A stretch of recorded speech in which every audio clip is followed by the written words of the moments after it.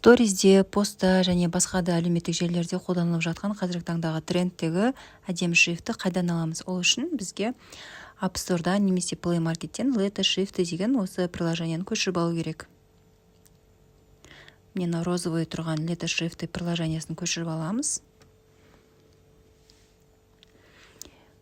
Осының ішіне кірсек, бізге шрифты деген жерде осындай неше түрлі әдемі, түрлі түсті шрифттарды шығарып береді. Бұл жерде кейбіреулері ақылы, тегін түрлері де өте көп. Тегін түрінің өзінде көптеген әдемі шрифті жасауға болады. Мен біреуін таңдап алдым. Біреуін таңдап шрифттің текстіңізді жазасыз және копировать деген кнопканы басасыз.